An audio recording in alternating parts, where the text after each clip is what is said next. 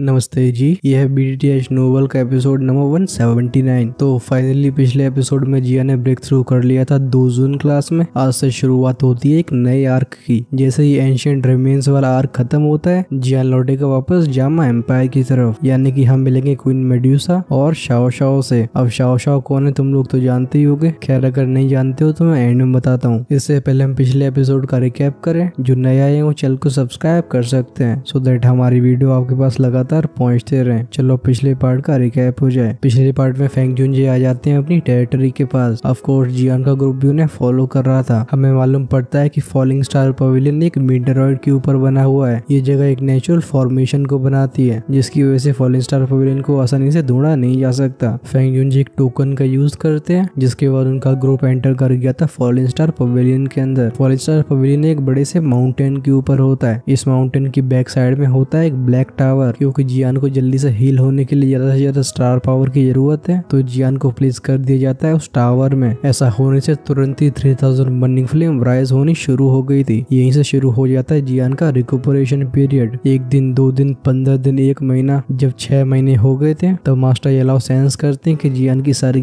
Injuries heal हो चुकी हैं। लेकिन जियान ने अपनी आंखें बिल्कुल नहीं खोली थी। सभी लोग इस चीज को लेके काफी परेशान रहते हैं। बीच में सीन जामा एम्पायर का भी दिखाया जाता है, जहाँ पर क्वीन मेडुसा भी अभी जियान का इंतजार कर रही है। अभी क्वीन मेडुसा के पीछे एक छोटी सी बच्ची होती है। इसकी एज करीब 2 साल की होगी और इसके पास था हेवन सॉलिंग पाइथन। सीन वापस शिफ्ट होता है। अब हो गया था पूरा 1 साल। जब शाओशियन और बाकी लोग काफी परेशान थे, तब एक दिन पूरा का पूरा माउंटेन हिलने लगता है। ये ट्रेम्बलिंग बहुत ज्यादा इंटेंस थी। फॉलिंग स्टार पवेलियन के सभी एक्सपर्ट्स बैक माउंटेन के पास आ जाते हैं। तभी उस ब्लैक मेटल टावर में से रिलीज होता है एक बहुत ही भयानक सा ऑरा। ये ऑरा इतना खतरनाक था कि कई एक्सपर्ट्स के पैर तो एकदम जेली की तरह हो गए थे, यानी कि वो कांप रहे थे। तभी ब्लैक टावर से बाहर आती है एक फ्लेम। इस पर्पल ब्राउन फ्लेम ने एक बहुत ही बड़े ड्रैगन का रूप ले लिया था और इसके ऊपर खड़ा होता है एक फिगर। बस ये वाला एपिसोड यहीं से शुरू होता है। इसे बिल्कुल एंड तक देखना, क्योंकि इसमें हम इंट्रोड्यूस होने वाले इस नए आर्क से। अगर तुम इस वाले आर्क को एंजॉय करना चाहते हो तो इसे बिल्कुल भी मिस नहीं करना। वो इनॉर्मस ड्रैगन लगातार आसमान में फ्लोट करता रहता है। उसके वास्ट और माइटी ड्रैगन प्रेशर ने सारे एरिया को कवर कर लिया था। इस इंटेंस ड्रैगन प्रेशर की वजह से इवन फॉलिंग स्टार पवेलियन के कई एल्डर्स के एक्सप्रेशन भी चेंज हो गए थे। उनके जो फिगर हवा में सस्पेंडेड होते हैं, वो भी प्रेशर की वजह से नीचे आने लगते हैं। एक डिसाइपल कहता है क्या ये वही सीनियर है जो कि पिछले 1 साल से टावर में ट्रेनिंग कर रहे थे। दूसरा डिसाइपल कहता है क्या ही टेरिफाइंग स्ट्रेंथ है। इस ऑरा से पवेलियन का कोई भी एल्डर कंपेयर नहीं कर सकता। ये ऑरा ऑलरेडी 2 जून क्लास में पहुंच चुका है। कितनी अनबिलीवेबल बात है। इस सीनियर की एज हमारी जैसी है, लेकिन अनएक्सपेक्टेडली उनका लेवल वहां तक पहुंच चुका है। आसमान में इस वास्ट और माइटी ऑरा को सेंस करके सभी डिसाइपल्स के बीच में प्राइवेट कन्वर्सेशन शुरू हो जाती हैं। लेकिन इन सभी की आवाज में शॉक बिल्कुल क्लियर था। ये सभी पहली बार इतने यंग लीड 2 जून से मिल रहे थे। क्योंकि ये फॉलिंग स्टार पवेलियन के डिसाइपल बन पाए हैं, तो क्लियरली इनका टैलेंट पहले से ही बहुत अच्छा है। उनकी हड्डियों में प्राइड भरा हुआ था। लेकिन जब ये प्राइड जियान के सामने रखा जाता है तो ये बिल्कुल इनसिग्निफिकेंट लगता है। म्यूचिन लुआन के चेहरे पे भी काफी समय तक शॉक्ड एक्सप्रेशन रहा था। वो ग्रेजुअली रिकवर होने के बाद बोलती है ये फेलो सच में बहुत फ्राइटनिंग है। इसने एक्चुअली में सीधा 2 जून क्लास में ब्रेक थ्रू कर लिया। वो अंदर से काफी कड़वाहट फील करती है। जियान को लेके वो काफी कॉम्प्लिकेटेड फील कर रही थी। जब वो पहली बार जियान से मिली थी तब जियान का लेवल उससे थोड़ा कम था, लेकिन तब से बस 2 या 3 साल हुए हैं, जियान ने उसे पूरी तरीके से सरपास कर दिया है। वो पहुंच गया सीधा 2 जून क्लास में। ऐसी ट्रेनिंग स्पीड को देख के वो अपने टैलेंट के बारे में डाउट करने लगी थी। ऐसे अब नॉर्मल एग्जिस्टेंस के सामने वो खुद को जीनियस कैसे कह सकती थी। फेंग जुनजे और यालाओ भी अभी आसमान में खड़े हुए थे। उनकी फायरी हॉट आंखें देखती हैं उस ह्यूमन फिगर को जो कि बड़े से ड्रैगन के सर के ऊपर खड़ा हुआ है। फेंग जुनजे खुशी के मारे चिल्ला के बोलते हैं सच में ये जियान ही है। यालाओ भी स्माइल करके नोड करते हैं। अभी उनकी आंखों में भी एक्साइटमेंट दिखाई दे रही थी। 1 साल फाइनली इस लिटिल फेलो ने जागने का डिसीजन ले लिया। लगता है जियान की इस बार की अवेकनिंग ने उसे काफी बेनिफिट दिया है। फेंग जुनजे हंस के कहते हैं लिटिल फेलो काफी ब्लेस्ड है। इसने सिर्फ मिस्टीरियस यंग ड्रैगन पिल के पूरे इफेक्ट्स को एक्टिवेट नहीं किया, बल्कि इसने 2 जून क्लास में एक ही बार में ब्रेक थ्रू कर लिया है। अगर मैं सही गैस कर रहा हूँ तो ये पिछले 1 साल में एनर्जी को अक्यूमुलेट कर रहा होगा, जैसे एक ही बार में 2 जून के दरवाजों को तोड़ दिया जाए। यालाओ स्माइल करते हैं। उनके चेहरे पे एक प्लीज्ड एक्सप्रेशन था। वो कहते हैं यस, 2 जून क्लास में ब्रेक थ्रू करने के लिए एनर्जी की रिक्वायरमेंट कुछ ज्यादा ही होती है। अगर इसे स्पेस मीटरॉइड की हेल्प नहीं मिल रही होती तो इसके 2 जून क्लास के ब्रेक थ्रू में करीब 2 साल और लगने वाले थे। खैर वैसे भी जियान अपॉर्चुनिटीज को अच्छे से ग्रास्प करता है। कुछ इसी तरीके से उसने इस अपॉर्चुनिटी को बिल्कुल जाने नहीं दिया। वो पिछले 1 साल से एकदम साइलेंट रहा था, लेकिन फाइनली इस मोमेंट में वो एकदम खतरनाक तरीके से इरप्ट हुआ है। जब सभी लोग जियान के बारे में बातें कर रहे होते हैं, आसमान में इनॉर्मस ड्रैगन करीब 10-15 मिनट के लिए बना रहता है, जिसके बाद ही वो ग्रेजुअली डिसअपियर हुआ था। ड्रैगन के स्कैटर होने की वजह से आसमान में फैला हुआ ड्रैगोनिक ऑरा भी हट जाता है। ड्रैगन के गायब होने की वजह से वो स्कैनी फिगर भी काफी क्लियर हो गया था। एंड में सब इसे क्लियरली देख पाते हैं। आसमान में खड़ा वो यंग फिगर अपने वेस्ट को स्ट्रेच करता है, उसकी स्किन विगल करती है, उसकी वो हड्डियां जो कि काफी समय से चली नहीं थी, उनमें से लगातार रबिंग और बोन क्रैकिंग साउंड आते हैं। ऐसा लगता है जैसे कोई मशीन दोबारा से शुरू हो रही है। जब जियान की बॉडी में कंफर्टेबल सिचुएशन फ्लो करती है, उसके मुंह से एक रिलीफ वाली सांस बाहर आती है। उसने अपने हाथों को क्लेंच किया था। वो कहता है क्या ये एक एलीट दोजन की पावर है? अपने बॉडी की समंदर जैसी दुखी को सेंस करके वो 1 सेकंड के लिए तो एब्सेंट माइंडेड हो गया था। सच में इसी पावरफुल स्ट्रेंथ की अल्योर की वजह से कई लोग एकदम पागलपन पर उतर आते हैं। दुनिया में सभी लोगों को ट्रेन करने का यही रीजन है। जियान अपने हाथ को आगे करके एक बार फिर से क्लेंच करता है। हम देखते हैं कि उसके सामने का स्पेस एक्चुअली में डिस्टॉर्ट होने लगा है। अगर ये स्ट्रेंथ किसी एक्सपर्ट के ऊपर अप्लाई करी गई तो शायद वो भले ही दोजोंग क्लास का एक्सपर्ट हो, उसकी वहीं पे चटनी बन जाएगी। इस भयानक सी स्ट्रेंथ को सेंस करके जियान के चेहरे पे फाइनली एक बड़ी सी स्माइल आ जाती है। एक समय ऐसा था जब इस लेवल की स्ट्रेंथ के बारे में शायद वो सोच भी नहीं सकता था, लेकिन अब वो वहां तक पहुंच चुका है। अगर इस समय जियान की मुलाकात उस ओल्ड गो जायशिंग से दोबारा होती है तो भले ही जियान बिना एनाहिलेशन लोटस के उसकी जान न ले पाए, पर उसकी स्ट्रेंथ के साथ वो जियान का कुछ भी नहीं बिगाड़ पाएगा। ये दोजुन और दोजोंग क्लास का गैप है। जब उसकी स्ट्रेंथ 9 स्टार दोजोंग के लेवल पे थी तो फिर ओल्ड गो जायशिंग के जैसे एक्सपर्ट को देख के उसके पास भागने के अलावा कोई ऑप्शन नहीं बचा होता। भले ही उसने तब एनाहिलेशन लोटस का यूज किया हो, फिर भी एज अ रिजल्ट दोनों ही पार्टी सीरियसली इंजर्ड ही हो गई थी। लेकिन एक बार उसने दोजोंग क्लास में ब्रेक थ्रू करके दोजोन में एंटर कर लिया तो हर एक चीज में एक ड्रास्टिक चेंज होगा। हाँ, ये बात सही है कि किसी ऑर्डिनरी बैटल में जियान ओल्ड गो जायशिंग को बीट ना कर पाए, लेकिन अब ओल्ड गो जायशिंग के हाथों से निकलने में उसे कोई परेशानी नहीं होगी। हमारा ध्यान जाता है जियान की उन काली आंखों की तरफ। अभी उनमें एक चिल फ्लैश हो रही थी। वो कहता है ओल्ड गो जायशिंग, एक समय ऐसा आएगा जब तुझे इसका हिसाब चुकाना पड़ेगा। भले ही जियान को दोबारा से सीरियसली इंजर्ड होना पड़े, लेकिन उसने अब तय कर लिया है कि उस बुड्ढे को बिल्कुल आसानी से नहीं जाने देगा। जब जियान के दिल में किलिंग इंटेंट फ्लैश हो रहा होता है, आसमान में रशिंग विंड की साउंड सुनाई देती है। इमीडिएटली जियान के सामने कई फिगर्स फ्लैश हुए थे। फेंग युनजे जियान के कंधे को थपथपाते हैं। वो कहते हैं तुमने फाइनली उठने का मन बना लिया। पिछले 1 साल से जियान की वजह से सबको टॉर्चर से गुजरना पड़ा है। जियान स्माइल के साथ रिस्पेक्टफुली अपने हाथों को कव करता है। वो कहता है ओल्ड फेंग, तुम्हारा बहुत बहुत धन्यवाद। ये सुन के फेंग युनजे अपने हाथ को वेव करके बोलते हैं तुम्हें अपने टीचर को थैंक यू बोलना चाहिए। इस फेलो ने पिछले 1 साल में बिल्कुल चैन नहीं लिया है। ये सुन के जियान का ध्यान जाता है साइड में खड़े याओलाओ पे। अभी उनके चेहरे पे स्माइल थी। जब कई सालों के बाद इस फैमिलियर स्माइल को जियान दोबारा देखता है, उसके दिल में एक अजीब सी फीलिंग आई थी। एक समय के लिए जियान को समझ में नहीं आता कि इस समय वो क्या बोले। भले याओलाओ कितने भी काम रहते हो, लेकिन जब वो इस यंग चेहरे को देखते हैं जो कि अब काफी मेच्योर हो गया है, वो भी काफी इमोशनल हो जाते हैं। वो कहते हैं इस फेलो की नॉनसेंस बिल्कुल मत सुनो, तुम जाग गए, ये बहुत अच्छी बात है। हंसते हुए याओलाओ को देख के जियान की आंखें लाल हो गई थी। अभी जियान के पास जो भी एबिलिटीज हैं वो सभी मास्टर याओलाओ के द्वारा सिखाई गई हैं। अगर याओलाओ नहीं होते तो मैक्सिमम टू मैक्सिमम जियान जावा एम्पायर का ही एक्सपर्ट बन पाता। इस कॉन्टिनेंट में जीनियसेस की कमी नहीं है। अगर एक कम भी हो जाता है तो ये कोई फर्क नहीं पड़ता। जियान को याओलाओ की गाइडेंस की वजह से जो एक्सपीरियंस हुए, उनकी वजह से आज का उसका ऐसा कैरेक्टर है। इस वजह से आज की उसके अचीवमेंट्स में सबसे बड़ा हाथ कहीं न कहीं मास्टर याओलाओ का ही है। लेकिन भले मास्टर याओलाओ ने जियान का कितनी भी अच्छे से ध्यान रखा हो, फिर भी जब बारी आई जियान की मास्टर याओलाओ को बचाने की, तो वो बस मास्टर याओलाओ को हॉल ऑफ सोल के द्वारा कैप्चर होते हुए देख सकता था। ऐसी हेल्पलेस फीलिंग सबसे ज्यादा टॉर्चरिंग थी। टीचर याओलाओ जियान के कंधे को थपथपाते हुए बोलते हैं ठीक है, पुरानी बातों के बारे में ज्यादा सोचने की आवश्यकता नहीं है। तुम्हारी जिस लेवल की ग्रोथ की स्पीड है, इसने मेरी एक्सपेक्टेशंस को भी क्रॉस कर लिया है। लगता है जो हॉल ऑफ सोल ने मुझे कैप्चर किया है, इसका सबसे बड़ा फायदा तुम्हें मिला है। ये सुन के जियान भी स्माइल करता है। भले मास्टर याओलाओ ने ये बात ऐसा जोक करी हो, लेकिन इसमें काफी हद तक सच छुपा है। जब से मास्टर याओलाओ को हॉल ऑफ सोल ने कैप्चर किया था, जियान का ट्रेन करने का मोटिवेशन एकदम नेक्स्ट लेवल पे ही चला गया था। ऐसे ही मोटिवेशन की वजह से कुछ ही सालों में जियान की स्ट्रेंथ इस लेवल पे पहुंच पाई है। खैर जियान फटाक से अपने इमोशंस को काम डाउन करता है। उसकी नजरें जाती हैं याओलाओ की इल्यूजनरी बॉडी के ऊपर। वो कहता है टीचर, मैंने अभी 3 तरह की हेवली फ्लेम को ऑलरेडी रिफाइन कर लिया है, यानी कि मैं आपके लिए फिजिकल बॉडी को रिफाइन कर सकता हूँ। जब मास्टर याओलाओ देखते हैं कि जियान बॉडी को रिफाइन करने के लिए कितना एंग्शियस हो रहा है, उनके दिल में एक वार्म फीलिंग फ्लो करती है। शायद एक बार हेवंस ने उन्हें अंधा कर दिया था, लेकिन अच्छी बात है कि दोबारा उनकी आईसाइट खराब नहीं रही। जब साइड में खड़े फेंग युनजे इस बात को को सुनते हैं तो वो अपना सिर हिलाने लगे थे। वो कहते हैं बॉडी को रिफाइन करने का मैटर अभी अर्जेंट नहीं है, भले इस बार याओ चैन को हॉल ऑफ सोल ने कैप्चर कर लिया हो, लेकिन इस फेलो की लाइफ डेंजर में नहीं है। इसने अपनी काफी एसेंस ची को खो दिया है। इससे पहले हम बॉडी को रिफाइन करें, हमें लॉस्ट एसेंस स्पिरिचुअल ची को रिकवर करना होगा, वरना भले ही हम अच्छी से अच्छी फिजिकल बॉडी को रिफाइन कर लें पर याओ चैन की स्ट्रेंथ एडवांस नहीं होगी। जियान स्टार्टर्ड हो गया था। वो कहता है एसेंस स्पिरिचुअल ची। ये सुन के फेंग जुनजे एक्सप्लेन करते हुए बोलते हैं एसेंस स्पिरिचुअल ची को एक और नाम से बुलाया जाता है, ये है एसेंस स्पिरिचुअल स्ट्रेंथ।